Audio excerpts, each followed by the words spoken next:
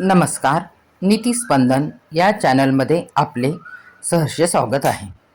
आजच्या या व्हिडिओमध्ये आपण कोणता विषय पाहणार आहोत या बाबतीमध्ये जाणून घेऊया. हिंदू धर्मात अधिक मासाला म्हणजेच धोंड्याच्या महिन्याला कुठे कुठे ह्या महिन्याला पुरुषोत्तम महिना असे देखील म्हटले जाते. अत्यंत पवित्र आणि विशेष महत्त्व दिले जाते.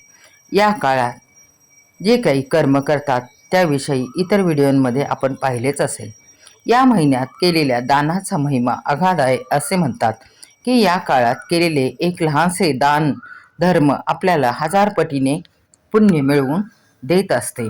त्यामुळे ह्या महिन्यामध्ये आपला जास्तीत जास्त वेळ अशा सेवेंमध्ये आपण व्यतीत केला पाहिजे.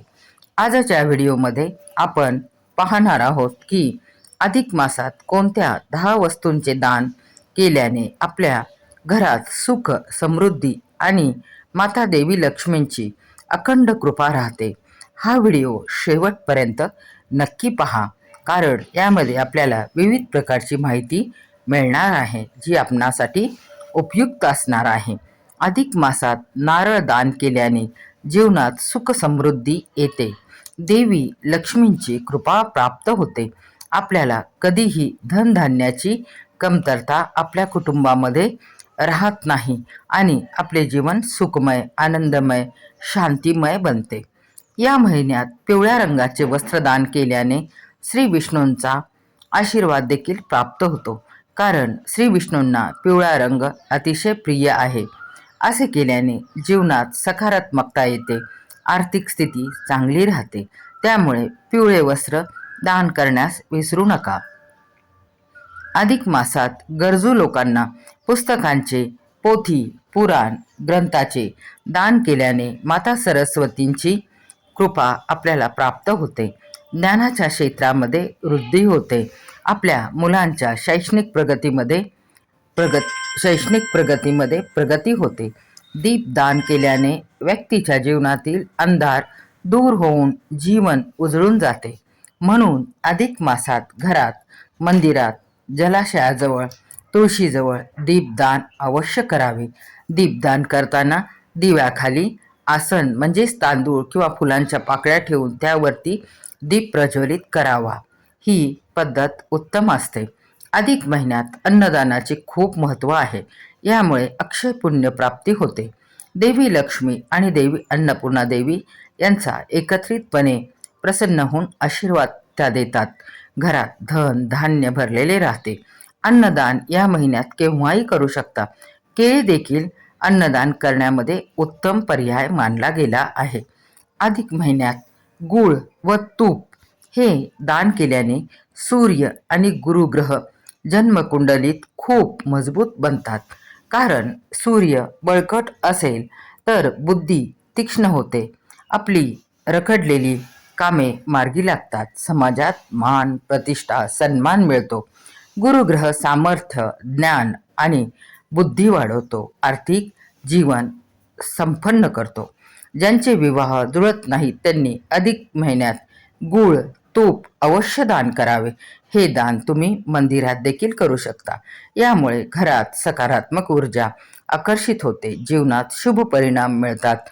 अविवाहित मुलामुलींचे विवाह जमण्यास मदत होते. अधिक मासात काळे तीळ, पांढरे तीळ, छत्री दान करणे हा पूर्वजांच्या आत्म्याच्या शांतीसाठी आणि राहूकेतूंच्या दोषांपासून मुक्ती मिळवण्यासाठी एक अचूक उपाय मानला गेला आहे. तीळ थेट भगवान श्री विष्णूंच्या घामांशी संबंधित आहे असे शास्त्र पुराणात सांगितले आहे. म्हणून तिळाचे दान थेट वैकुंठाचे मार्ग उघडतात आणि मनुष्याला मोक्षप्राप्ती होते. जेव्हा ते दान केले जाते तेव्हा संतप्त पिता आनंदी होतात आणि त्यांच्या कृपेने त्यांच्या वंशजांची रात्रंदिवस 4 वेळा प्रगती करतात. पितृदेव आपल्यावरती प्रसन्न होतात. छत्री दान केल्याने माणसाला कडक ऊन आणि पाऊस, खराब हवामानापासून संरक्षण मिळते. कोणत्याही असहाय्य व्यक्तीला छत्रीचे दान तुम्ही करू शकता. तिळापासून बनवलेले पदार्थ अवश्य दान करावेत. आपण काळे तीळ अथवा पांढरे तीळ दान करू शकता किंवा ज्या पदार्थांमध्ये तीळ वापरले आहेत ते पदार्थ तुम्ही दान करू शकता. अकाल मृत्यूच्या भीतीपासून आपल्याला मुक्तता मिळते.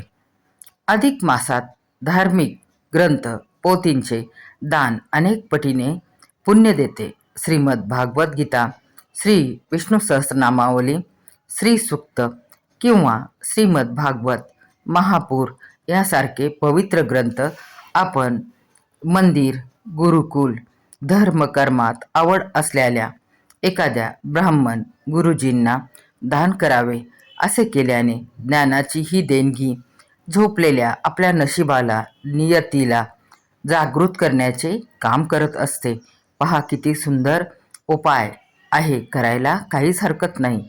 आपण अनेक नाही परंतु एखादा ग्रंथ, एखादी पोथी मंदिरामध्ये दान करायला काय हरकत आहे. अधिक महिन्यात विवाहित महिलांनी हळदी कुंकू, हिरव्या बांगड्या, मेहंदी, जोडवी, साडी, खण, नारळ, ओटीचे सामान, फुले, फळे, मिठाई इत्यादीपैकी एखादी वस्तू 33च्या पटीमध्ये दान करावी. एखाद्या सवाष्ण स्त्रीला आपल्या घरी बोलून तिचा मानपान करून ह्या वस्तू तिला दान स्वरूपात द्याव्या. आपल्याला आशीर्वाद मिळतो. स्थानिक गोशाळेत गायींसाठी चारा, औषध, उपचारांसाठी आर्थिक मदत, हिरवा चारा, गूळ, पाण्याची सोय करू शकता. असे केल्याने सर्व देवी देवतांचे म्हणजेच 33 कोटी देवी देवतांचे आशीर्वाद आपल्याला मिळतात. कारण गाईला गोमातेचा दर्जा दिला गेला आहे असे आपल्या पुराणामध्येही याचाही प्रत्यय मिळतो.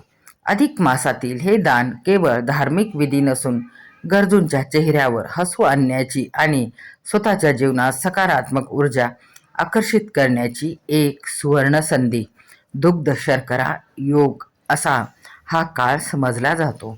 आपण आपल्या प्रत्येकाच्या आर्थिक क्षमतेनुसार या महिन्यात नक्की दानधर्म करावा आणि देवाचा आशीर्वाद मिळवावा. आपल्या पितृदेवतांचा आशीर्वाद मिळवावा. हे सर्व करण्यासाठी फक्त सुंदर नियोजन असायला हवे. तुम्हाला ही माहिती कशी वाटली आम्हाला कमेंट करून नक्की सांगा. त्यामुळे व्हिडिओ बनवण्यासाठी प्रेरणा मिळते. व्हिडिओ आवडला असल्यास लाईक करा, तुमच्या मित्रपरिवारासोबत शेअर करा आणि अशा सुंदर माहितींसाठी व नवनवीन उपयुक्त संदर्भासाठी नीतिस्पंदन चॅनलला नक्कीच सबस्क्राईब करा. धन्यवाद. श्री विष्णूंची कृपा तुमच्यावर व तुमच्या कुटुंबियांवर सदैव राहो. ओम नमो भगवते वासुदेवाय. ओम नारायणाय नमः.